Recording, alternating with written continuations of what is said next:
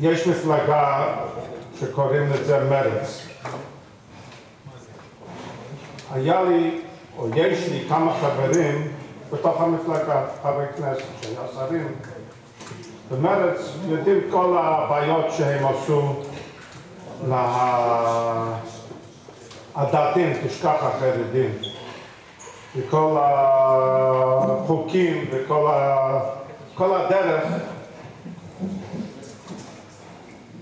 היה אחד במפלגה שהשם שלו הוא היה בכנסת, שהשם שלו אהוד רצה. תימני.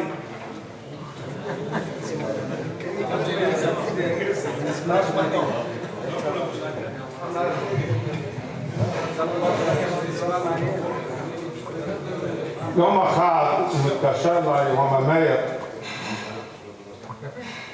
אני רוצה לבוא עם כמה חבר'ה למפעל שלך. שמעתי, אני מכיר את הסיפור של המפעל, אני רוצה להביא את כמה חבר'ה ממרץ. אמרתי, מה אתה תבוא אליי לעשות צחוק ממני? הוא אומר, לא, אני רוצה לבוא. אוקיי, בסדר, סיכמנו על יום,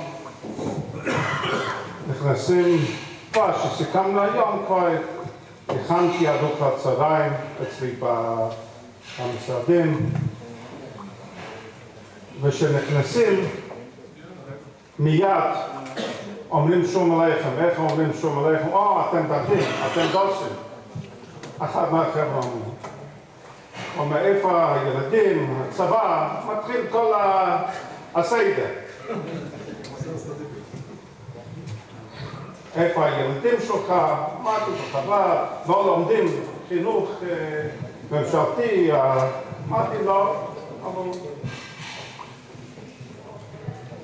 אבל אנחנו כנגד זה. היה אישה אחת, אומר, אני כנגד כל החינוך הזה.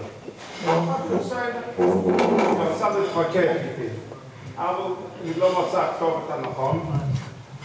ואמרתי, בסדר, אני מסכים איתך, את לא צריכה לשלוח את הילדים לחדר. עשינו את הסיבוב בתוך המפעל, אחר כך נכנסנו לאכול. כשנותנים לאכול זה כבר מגיעים אנשים,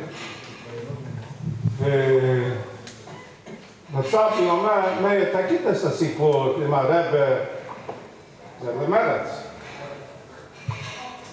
אז אמרתי להם את הסיפור, איך שהמפעל התחיל את הסיפור עם חותן שלי, זכרנו לברכה, שעבר דרך הרב, הוא רוצה לעזור למדינה אחרי מלחמת יום הכיפורים, ואני מתחיל את הסיפור.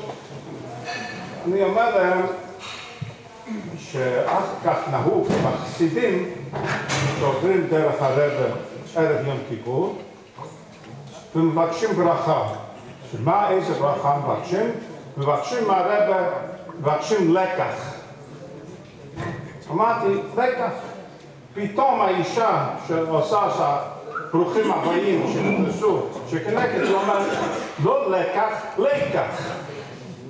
לקח. אוקיי? מפסיק לספר את הסיפור, אמרתי, לא זוכר את השם שלה. אמרתי, מה זה לקח? לקח זה בדרך כלל אומרים מלא תימנים, פולנים, הונגרים, אומרים לקח. זה לא מילה סלנג של עברית. אמרתי, מאיפה את מכירה את המילה לקח? אמר, לא, שום דבר. אמרתי, חבר'ה, לי באמצע סיפור, אני לא ממשיך את הסיפור עד שהיא תגיד את הסיפור שלה, איך היא מכירה את השם לקח. ראיתי שזה משהו... לא, אמרתי, בסדר, אני ממשיך לאכול, מתי שהחבר'ה כבר התחיל... מה אמר לי? לא, לאט. אמרת, תשמע, תשאל אותי, אתה מכיר מישהו בחב"ד, סופר, השם שלו, משה קליין? אמרתי, כן, ידיד שלי, חב"ד. הוא בסופר בחב"ד, בקורנייס. אומר, אני הכבש השחור מהמשפחה מימי ישורם. הוא הבן דוד הראשון שלי. ככה היה הסיפור, וכבר אחר כך ההמשך של הסוגה היה כבר אחרת. איך זה היה אחרת?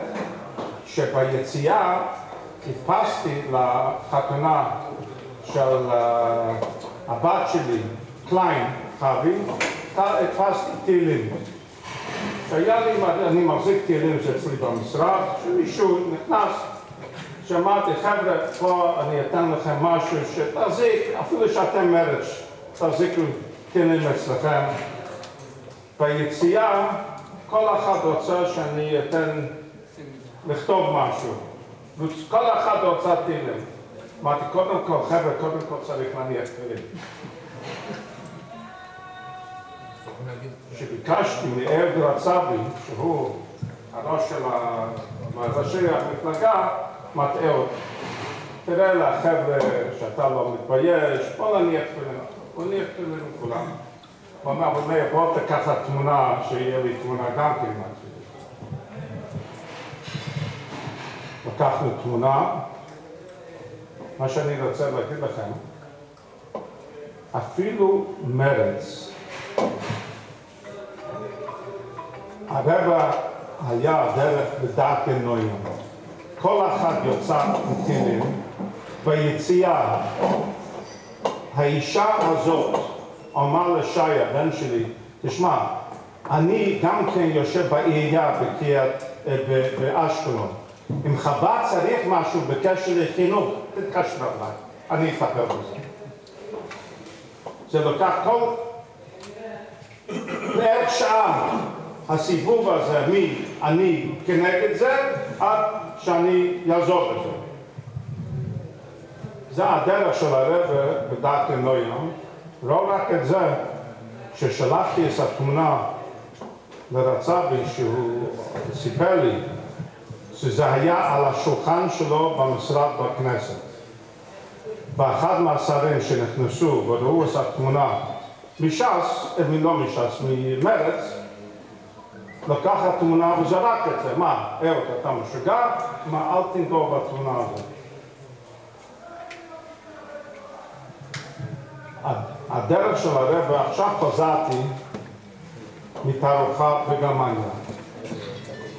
אנחנו מציגים בכמה מקומות בעולם בתערוכה. תערוכה שמה, רק להגיד לכם, הערכה של התערוכה, אנחנו בונים חדר, מציגים את הסחורה שלנו, ועוד מאוד חברות מכל העולם, זו תערוכה בינלאומית. והתערוכה עולה כמו שבונים בית. בונים בית פרטי, זה כמה שעולה לבנות את הביתן שלנו, וזה 4 ימים, רביעי, חמישי, שישי, שבת. ובאים מכל העולם. אנחנו משוגעים שבשתיים ביום שישי סגור, עד מוצאי שבת. יש לנו יום רביעי ויום חמישי, חצי יום. אחת מהחיים, יש לי חדר שאנחנו מביאים את הקליינטים החשובים שהם רואים איך אומרים המודה האחרונה בתוך החדר שאנחנו לא רוצים שכולם מסתכלים על זה.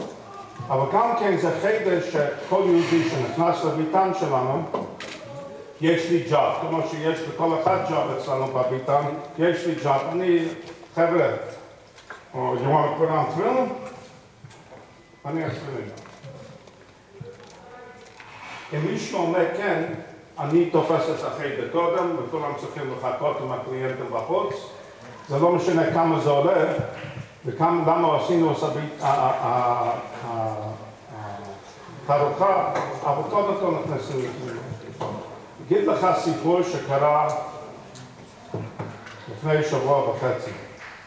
נכנסו 3 אנשים משיקגו. שמעת משיקגו? זה לא סהרה, וזה לא אפריקה, באמצע ניג'ריה. 3 אנשים שישבנו במשא ומתן משיקגו. רואים שהם יהודים, בערך בגיל 60, 65. ובמשא ומתן לא יצא שום דבר, דיברנו. באמצע, אחר כך היינו מוכנים ללכת. אמרתי, excuse me, how about putting on film? בוא נניח תמונה. אין לנו זמן, אנחנו צריכים לעשות לא טוב. אמרתי, תשמע, עם המשא ומתן, אני היה רוצה להמשיך איתכם ולתן לכם מה שהיה לכם זמן, נכון? אתם בגרמניה עכשיו. בגרמניה. לא מעניין אותי, אתם בשיקגו, לא נניח, אבל בגרמניה. להגיד שאנחנו תפילין בגרמניה. הראשון אומר, I never put on tefillin in my life. אף פעם לא הלכתי תפילין בחיים שלי. זה שיקגו. אתה מדבר שיקגו, לא גאנה. I said, what's the problem? 2 minutes, I'll show you how to put on tefillin. נראה לך בשני דקות הלך תפילין. באמת, אמרתי, תשמע, אתה בגרמניה, אתה תבוא לארצות הברית שיקגו, ואתה תגיד, אני הנחתי תפילין בגרמניה, לא אכפת לי יצאת, אני יכול פעם לא אותם, אבל תגיד שאני הנחתי בגרמניה תפילין. הוא אומר, you know what, 2 minutes, אוקיי, אני יכול לקחת תמונה, הוא אמר לי, מזה? תשמע, יהודי, לא רק שהוא הניח תפילין, הוא דאג, הוא רצה תמונה עם התפילין. השני אמרתי, come on, John, let's go, put on film. He says, I never put on film. שני, לא, 3 חבר'ה, שני אומר, I never put on film. I said, 2 minutes. הנחנו תפילין. השלישי אומר, אני הנחתי תפילין בבר מצווה שלי. 3 יהודים נכנסו לביתן במכה אחת, הם באו לגרמניה להניח תפילין. לבן שלי שייך, שאפילו הישראלים רגילים שהם יודעים שהם רוצים לדבר איתנו, יש לנו נש, יש לנו קפה, מי שרוצה יכול להיכנס לאכול משהו. שי אומר לי, נסו 2 חבר'ה, אחת נניח תפילין כל שנה, אצלנו. השני כל פעם אומר לו, לא רוצה, אף פעם לא הלכתי תפילין, רוסי, אני לא אניח. הפעם הזה הוא נהיה תפילין. אם אתם חושבים שהלכנו לתערוכה בשביל לרכוס תורה, לא יודעים כמה נאכלנו שם. אבל הרב אף פעם, כל פעם שביקשתי מהרב, בשנים הראשונים שהיה לי קצת אומץ לשאול את הרב, אמרתי לרב, אין שום טעם בשבילי, אני לא רוצה ללכת לגרמניה, להציג בגרמניה, ואני היה אז היחידי עם כיפה שם, וזה לא היה קל, והיחידי שסוגר בשבת, והרב אמר לי ללכת לשם, והוא רצה דוח אחרי התערוכה בדיוק מי. שהתערוכה הזה יצאנו היה מאוד מוצלח.